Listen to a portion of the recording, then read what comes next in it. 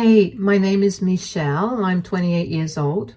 In the last few months, I found out what the true colors of my husband were.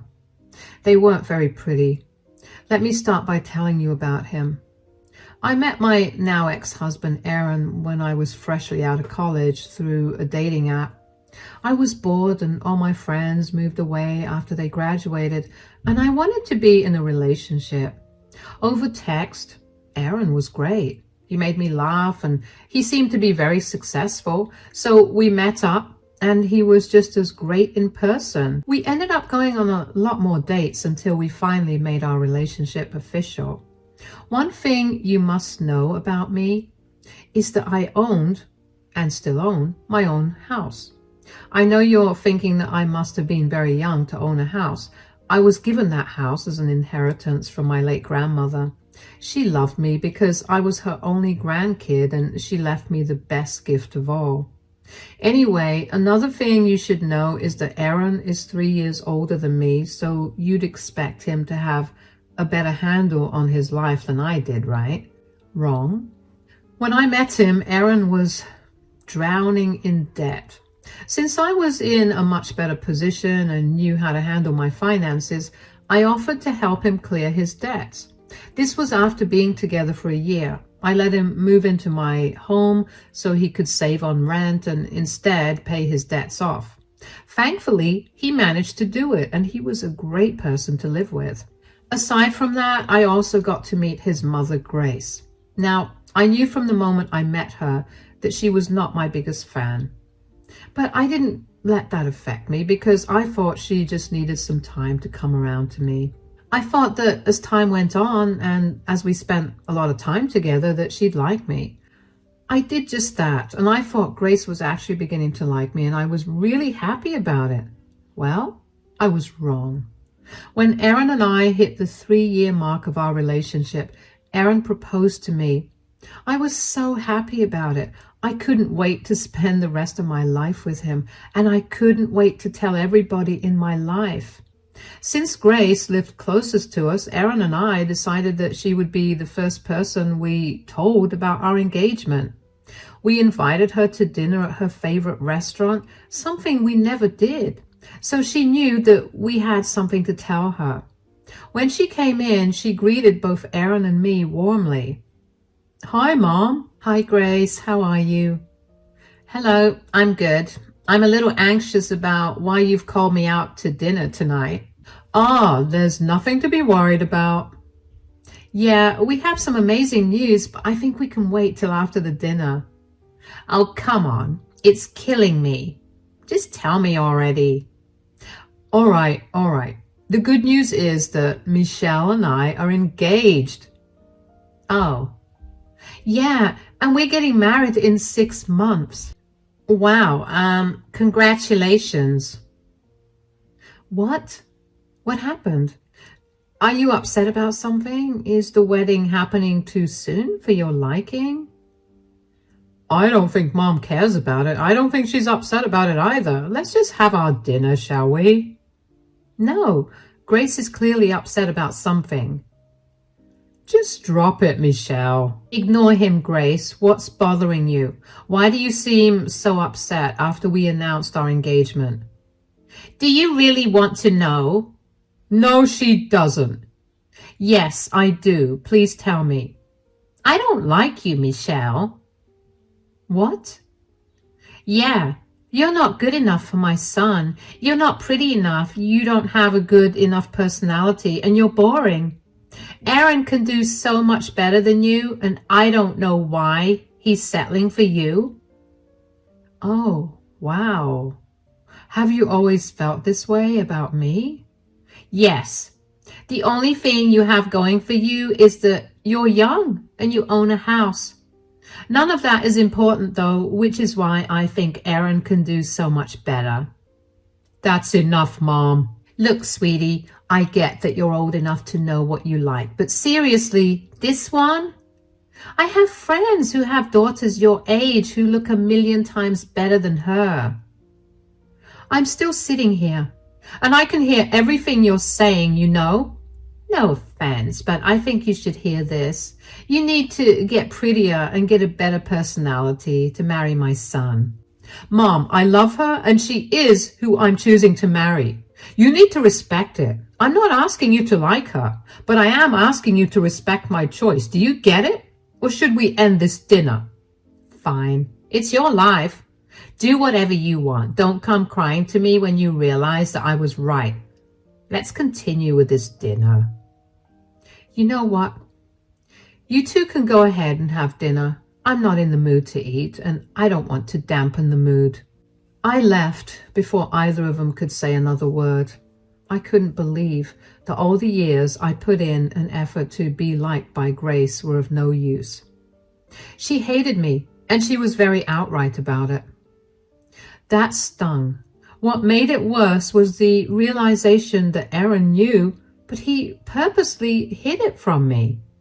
He let me get humiliated that way. He knew how happy I was when I thought that Grace was starting to like me, and he just let me believe it. I got home that night and I just sobbed until I fell asleep.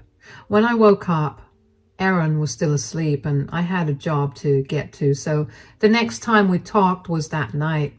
Aaron apologized for Grace's comments and I confronted him about hiding the truth from me. He apologized and told me that he was just trying to protect my feelings, and I forgave him. In hindsight, that should have been my cue to leave. But I stuck around because I loved him. Anyway, after we got married, Grace and I barely spoke. I knew she didn't like me, so I didn't see why I should have had to be around her. I never stopped Aaron from frequently meeting her because that would have been cruel of me. But I did know that the two of them suddenly got a lot closer after Aaron and I got married. Aaron was constantly talking to Grace, and they would talk for literally hours. Whenever I asked him what they talked about, he would brush me off and change the subject. Aside from that, I also noticed that Aaron was beginning to slack off with his household chores. It was getting exhausting to pick up after him, but whenever I told him to do his share of the chores, he'd get all huffy and tell me that he was tired. Once again, I let it go because I loved him, and he was generally a great husband aside from that. And then came the fateful day. Aaron and I were spending our weekend in when he got a phone call. I didn't see the caller ID when he picked up the call, but Aaron got up to go into the other room and talk to the person. When he came back, he seemed upset. Who was on the call? It was Jenna. Your cousin, Jenna? Yeah. What did she say? Turns out that my aunt's in the hospital in critical condition. What? Why? She was diagnosed with stage 4 lung cancer and she's currently in the ICU. Oh my gosh, that's horrible. Yeah, I never thought she'd have to suffer in such a horrible manner. I mean, she does not deserve this at all. Oh, darling, I'm so sorry that you're going through all of this, but I'm sure that the doctors are doing their absolute best to make sure she'll live. I know, I didn't speak too much about her, but I really did enjoy her company. Spending my summers at her place while growing up was the only thing I looked forward to every year, even more than Christmas. She must have been an amazing woman, and she will continue to be. I'm sure that she'll pull through. It just feels so impossible. Jenna was hysterical on the phone. She told me that there's very little chance of my aunt surviving. Do you have something that you want to do in mind? Something that will help you feel a little better? I don't know. Nothing's making sense in my head right now. Everything feels so fuzzy and weird. I get that. Being in the unknown about an important situation is a very uneasy feeling. How about you talk to your mother? Oh God, I didn't even think about what my mother must be going through. The two of them were thick as thieves. There was not a single thing these two didn't do together when we lived closer. Oh no. Why don't you invite Grace over and the two of you can figure out what you want to do? I'll take care of everything else. Are you sure that's okay? I know you don't necessarily have the best relationship with my mom. Of course, I'm sure it's okay. I know that I don't have a good relationship with Grace, but I also know that I won't be able to provide you the same kind of comfort that Grace will. I didn't know your aunt well enough to be able to share your grief. Your mom can do that for you. Thank you for being there for me, darling. Of course. Now, call Grace. If she needs me to pick her up, I'll do that too. Just because Grace and I didn't have a great relationship, I didn't see why I had to be a monster towards her, so I let her stay with us. I picked her up and helped her settle into our place. I didn't know much about Erin's aunt, Jane, but I knew that she was very loved by both Grace and Erin because they both seemed hollow after they heard the news. On the first 2 nights of Grace staying with us, I left Grace and Erin alone. The two of them kept to themselves and barely spoke when I was around. At night, they'd spend hours talking in Erin's office. I thought that they were trying to figure out what they wanted to do, and also talking about how they would deal with things if Aunt Jane's health went south. So I let them have their space. The next night, over dinner, I decided to break the silence and ask them if they had made any plans. So, have you guys decided on what you want to do? I think we have, Erin. Yeah, Mom and I have decided that we should fly out to see my aunt and be with our family. All right, when are we leaving? We? I'm sorry, but you're not coming along. I'm not? But why? Because we want this to be a family thing. I'm part of your family too. I'm your son's wife. Yes, you are family, but this is a bit different, you know. How is it different? You're not very close with the rest of my family, and we just want it to be a very close family kind of thing. Besides, you don't even know my sister that well, and I doubt she'd want a stranger by her side when she's going through something this intense. Oh, all right. Is there anything I can help you guys out with? I'm good, but thank you for offering. Please don't take this the wrong way, darling. You are a part of our family. This is just a very intimate thing. I guess I get it. You don't have to over-explain it. I just want you to know that I'll be here if you need me to. I know that, and thank you so much. So when do you guys leave? We're leaving tomorrow morning. Oh, did you book your tickets already? Yeah, we wanted to get there as soon as possible, so we booked the tickets first thing after I got here. And did you guys not think to at least tell me that before? Don't make a big deal out of this. I'm not. It just feels weird that the two of you made a decision like that without even telling me.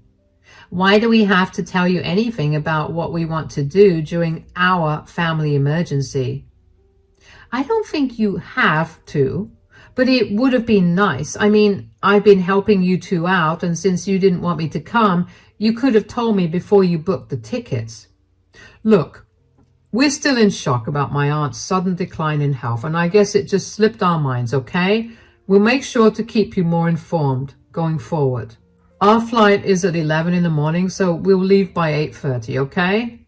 All right, let me know when you get there. Don't forget. I won't. All right, well, let's have dinner. Sure. I'm not going to lie. I was hurt. I mean, I know I shouldn't have felt entitled to their plans, but after being so considerate and after picking up after them for 2 days, which, by the way, was not easy because they loved to be messy, I at least expected them to tell me that they were planning on leaving. But like every time, I let it go. I wished both of them a safe journey the next day, and I reminded Erin to text me when he reached there. I got a text about 3 hours later telling me that they'd reached, and then after that, I could not get in touch with Erin or Grace at all. Both of their calls went to voicemail, and my texts were left undelivered. By nighttime, I was very worried, but I decided to sleep because I figured they were probably busy getting along with their family. The next day, I waited until the afternoon to try again, and it was the same thing. I was really freaking out. I took the rest of the day off from work and made my way back home. At home, I found a book of contact numbers in Aaron's desk drawer, so I called Aunt Jane, but her daughter Jenna picked up. Hello? Hi, it's Michelle. Is this Jenna? Yes. Hi, Michelle. How are you? Everything all right? Yes, everything's fine here. What about you? How are you doing after, Oh, that's very sweet of you to ask. Mom had been suffering for too long, so I guess I'm not even that upset that she's gone now. It's a good thing because at least this way Mom's not in pain anymore. Gone? What do you mean? I thought she had only just got diagnosed with cancer. What? No, my mom got diagnosed with cancer 6 months ago and she passed away 3 days ago. Oh my gosh, I'm so sorry for your loss. It's all right. Like I said, it's a lot better this way. Past few days have been a bit hectic because of the funeral and all, but it's okay. Is there anything I could do to help you out? No, but thank you for the offer. Surprisingly, Aunt Grace didn't come though. Wait, what? Yeah, you'd expect the one person my mom loved the most to be there, but I guess Aunt Grace had other things to do. What are you talking about? Aaron and Grace just left this morning to be there. They told me they had reached. Okay, I think something's going on here because I can promise you that neither of them are here. I would know. This is a small town and everyone knows everyone, so I would have heard from at least someone that the two of them are here. But why would they lie about something so horrible? In the last 3 or 4 years, my mom and Auntie Grace had a bit of a falling out. Mom never told me why, but I'm going to guess that it's related to them lying to you. They had a falling out? Oh yeah. Auntie Grace came over one day when she was in town for their usual tea time, and then they got into a huge argument. I was out at the time, but when I got back home, my mom was calling Auntie Grace a pathetic, manipulative homewrecker. I had no idea what that meant, and my mom was in no mood to talk about it after. I don't think they spoke much to each other after that, except for the holidays. Oh, wow. That is weird.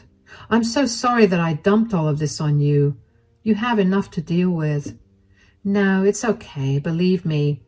This has been bothering me for a while, and I'm only sorry that you're in the middle of this. Maybe you could find out what's going on and keep me in the loop? All right. I'll let you know. If I find something that I don't like, I might need your help. Of course. I'm only one phone call away. Thank you. Take care then.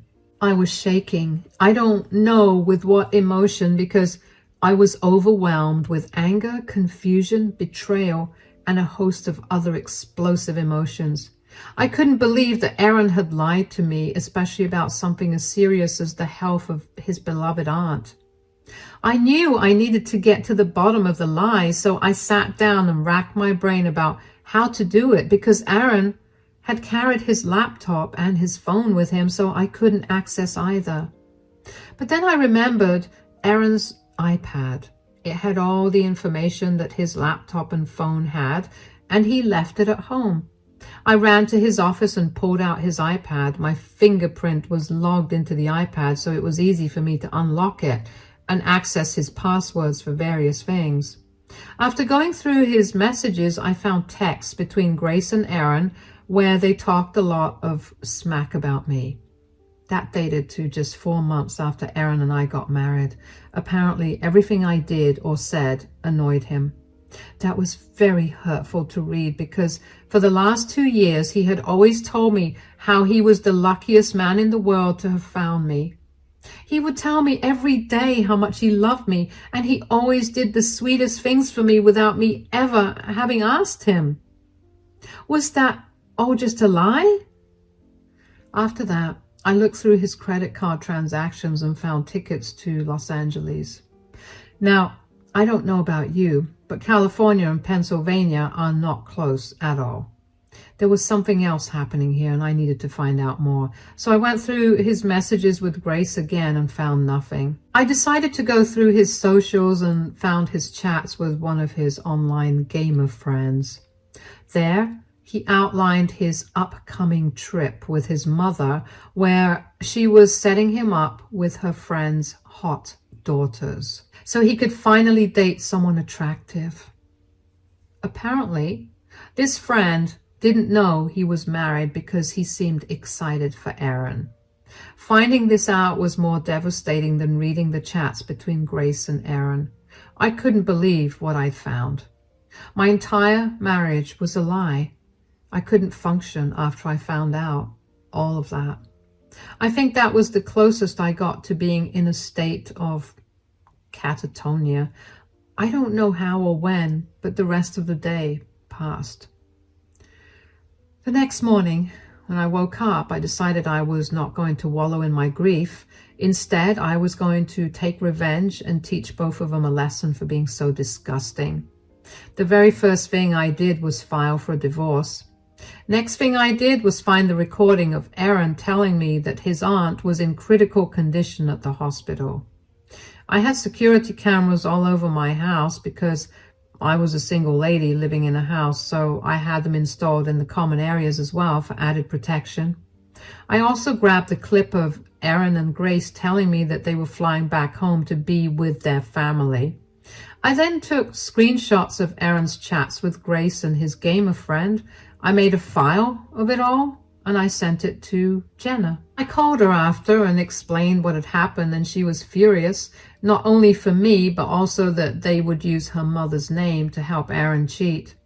We figured that Grace must have told Auntie Jane that she planned to separate Aaron and me by setting him up with someone else, and that was why the two of them had a falling out.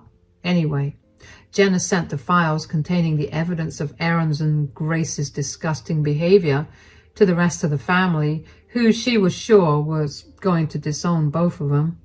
I was not satisfied with that much. I went through Aaron's emails and found out that he had told his boss that he had a family emergency and had to take a few days off. His boss was gracious enough to give him a week off. I felt like it wasn't right for his boss to be lied to as well, so I wrote him an email that detailed the truth, and I attached the proof of Aaron's chat with his gamer friend as well. It didn't take long for his boss to reply and tell me that he was grateful to me for telling him the truth and that he would take strict action against Aaron. With that, I was satisfied with my revenge. All that was left to do was to wait for Aaron and Grace to come back. They came back 3 days later, and by then they had faced the results of the revenge I had executed against them. I knew that because they stormed into the house and Grace yelled at me. "You jerk! What have you done?" "Welcome back, guys. How's Auntie Jane? I heard she was feeling a little cold on account of her being dead for the last week." "You're joking about my aunt's death. Do you know how insensitive you sound right now?" "Don't worry. I doubt she wouldn't appreciate that joke. I ran the joke by Jenna and she approved." "You've been speaking to Jenna?" "Yeah. I got concerned about Auntie Jane, and since neither of you were replying to me, I called to get an update.